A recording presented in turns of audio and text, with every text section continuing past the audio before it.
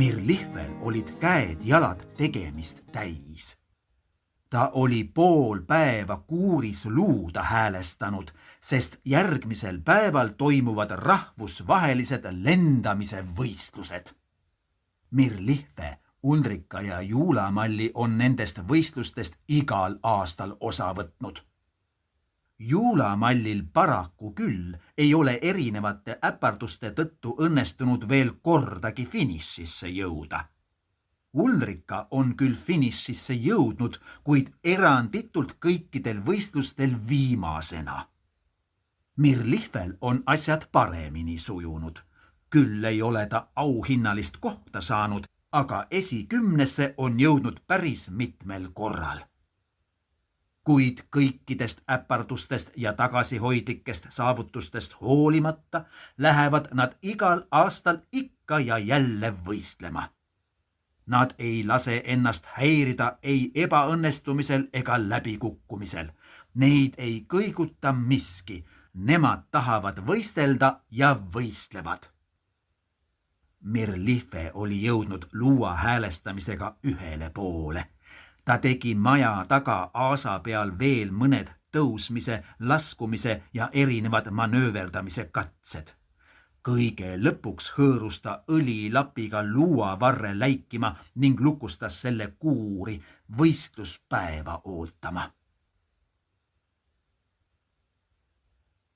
Vahi, kui palju rahvast, ütles Ulrika, kui nad olid võistluspaigale jõudnud ning pikas registreerimise järjekorras kannatlikult oma korda ootasid.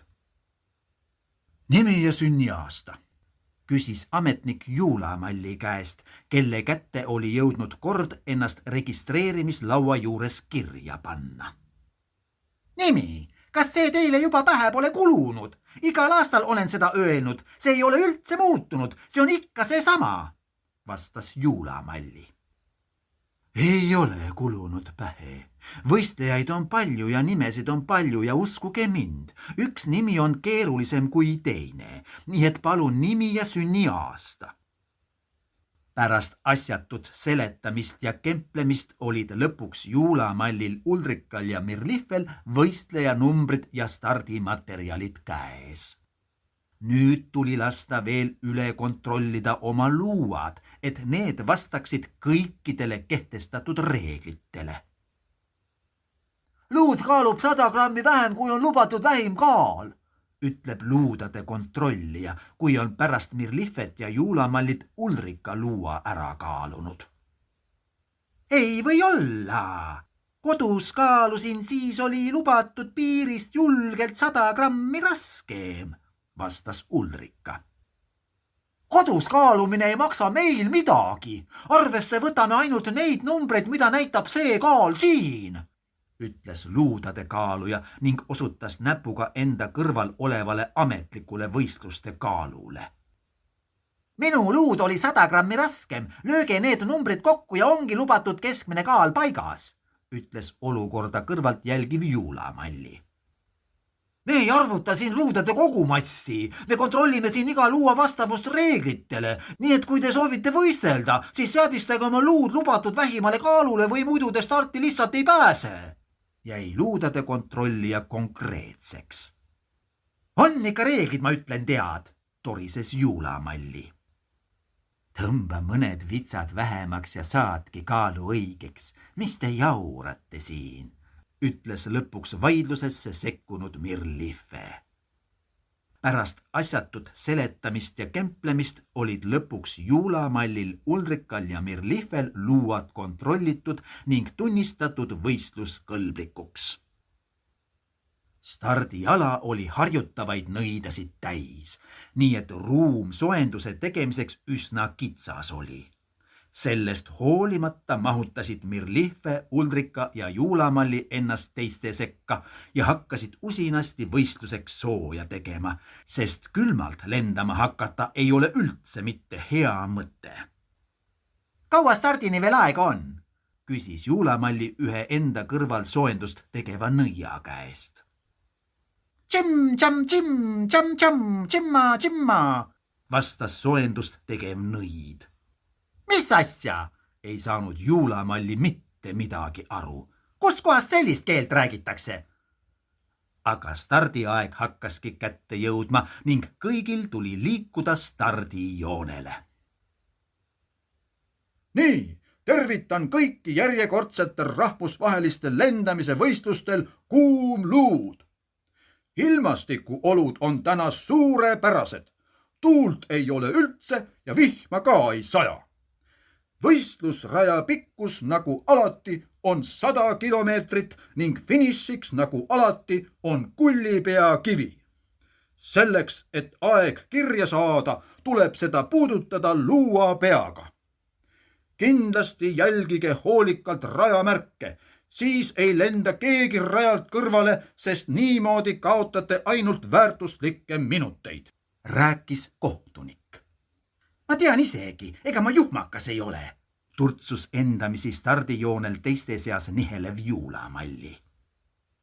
Nüüd tuli teha veel viimased ettevalmistused, prillid ette panna ja stardiks valmis olla. Nii, ja nagu tavaliselt tuleb stardipauk minu käes oleva luuavarrest. Palun kõigil valmis olla, ütles kohtunik ning hetk hiljem käiski meeletult suur pauk. Mitusada lendajat tõusis korraga õhku. Esialgu oli tõuklemist sedavõrd palju, et nii mõnigi lendaja luua pealt maha kukkus ja teisele katsele pidi minema. Rüseluse käigus murdus ühel lendajal luuavars ning kuna tal varuvart kaasas ei olnud, siis tema jaoks oligi võistlus lõppenud. Kuid juba mõni hetk hiljem hakkas võistlejate armee pikemaks venima.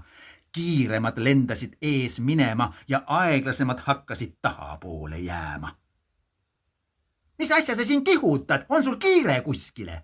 Hõikas Juulamalli ühele võistlejale, kes temast ühe põõsa juures mööda lendas.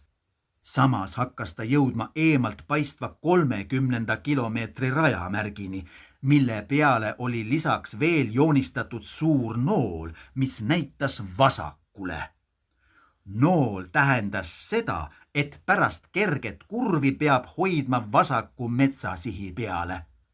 Aga Juulamalli hoidis pärast kerget kurvi paremale ja lendas hoopis parema metsasihi peale ning lendaski paremale, lendas minema ja keegi ei teagi, kuhu ta lendas. Pärast 60 kilomeetri rajamärki hakkas korraga Ulrika luud tõrkuma. Hoog hakkas vähenema ja luuavars hakkas hüppama, nii et Ulrika luual püsimiseks kõvasti vaeva pidi nägema. Ta püüdis kõiki teadmisi ja oskusi appi võttes veenda luuda edasi lendama, aga hoog ainult vähenes, kuni luud lõpuks lihtsalt õhkus seisma jäi. Ulrikale lähenes puude vahelt suure hooga üks võistleja, kes teda ei märganud ja talle otsa lendas, mille peale mõlemad õhus mitu ringi ja uperpalli tegid, kuid õnneks siiski terveks jäid ja luudadel püsisid. Kalamani tunti, rapakilini torti, fimmino pantsiuumi tumpaani, kuulis Ulrika tasakaalu tagasi saanud ja oma teekonda jätkanud võistleja sajatamist. Lõpuks sai Ulrika samuti oma luuale uuesti hääled sisse, aga jõudu selles endiselt ei olnud. See liikus küll edasi, kuid välja nägi see rohkem hõljumise kui lendamisena. Esimesed võistlejad olid juba finišisse jõudnud ning nüüd oli näha finišisirgele lähenemas Mir-Lihvet. Nii, 9. võistlejana ületas finišikivi nõid Mir-Lihve ajaga 40 minutit ja 6 sekundit, teatas läbi valjuhääldi kohtuniku hääl. Varsti hakkas finišikivi ületavate võistlejate voog tasapisi vähenema. Kus nad siis on? Arutles Mir-Lihve endamisi, oodates Juulamalli ja Ulrika finišeerimist, kui kõik ülejäänud võistlejad olid juba lõpetanud. Ja siis paistiski finišisirgel Ulrika. Ta lähenes finišikivini küll aeglaselt, aga siiski kindlalt. nii, finišikivi ületas nõid Ulrika ajaga 1 tund 50 minutit ja 18 sekundit. Rajal peaks olema veel üks lendaja, aga finiš suletakse 10 minuti pärast, nii et aega ei ole enam palju jäänud, teatas kohtunik. Ja aeg saigi täis ning võistlus kuulutati lõppenuks. Juulamalli finišisse ei jõudnudki. Ei tea, mis tal hakkas, et lennata ei tahtnud. Ometi timmisin viimase peale ära, kurtis Ulrika Mirlifele oma ebaõnnestumist. Peaasi, et finišisse jõudsid, lohutas Mirlife. Aga nüüd istume minu luuale ja lähme otsime Juulamalli üles. Siia ei ole mõtet meil ootama jääda.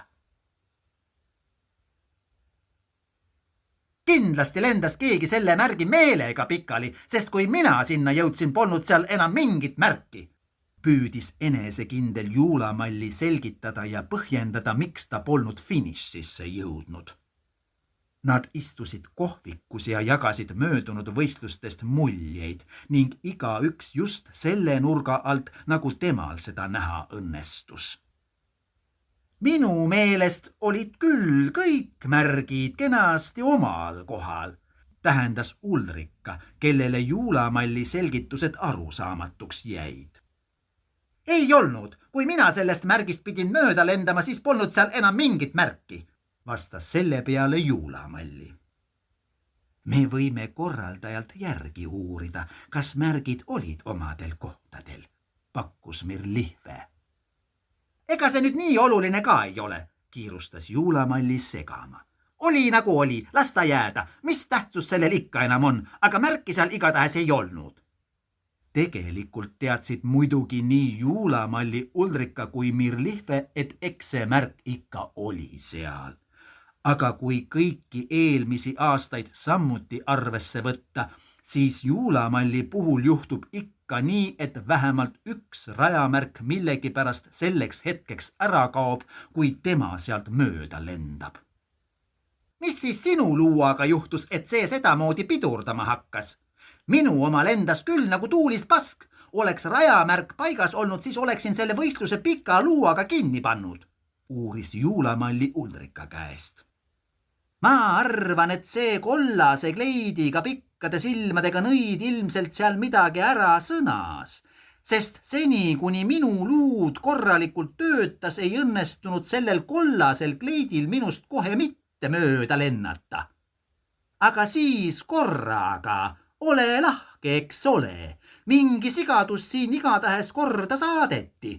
Näe, nüüd nii kui võistlused läbi, töötab luud jälle nagu poleks üldse mitte midagi olnudki, selgitas Ulrika. No just nii, mina arvan, et see 3 patsiga, kes minust mööda lendas, selle märgi lihtsalt ära lausus selleks ajaks, kui mina sellest mööda pidin lendama, sai Juulamalli uuesti hoogu juurde. Ja selles võib iva sees olla küll, toetas Juulamallit Ulrika. Aga igatahes peame õnnitlema Mirlifet, kes ilusti kenasti finišisse jõudis ning igati hea 9. koha välja teenis. Oi, see on ju väga hea koht. Mina igatahes järgmine aasta näitan sellele 3 patsiga lendurile tema tegeliku koha kätte, lisas Juulamalli. Nii et siis järgmine aasta lähme jälle, nagu ma aru saan, ütles Mirlife rõõmustades. Muidugi lähme, mina pean sellele kollase kleidiga lendajale mõned näpunäited üle andma rajal käitumise kohta, ütles Ulrika. Selge see, et lähme ja et segadust vältida, võtan seekord omaenda rajamärgid kaasa, lisas Juulamalli. Nii nad siis istusid ja jõid 6. kohviringi, sõid kooki ning tegid plaane järgmise aasta võistlusteks. Paks kass, kes Mirlife tooli all tukkus, ei liigutanud kõrvagi.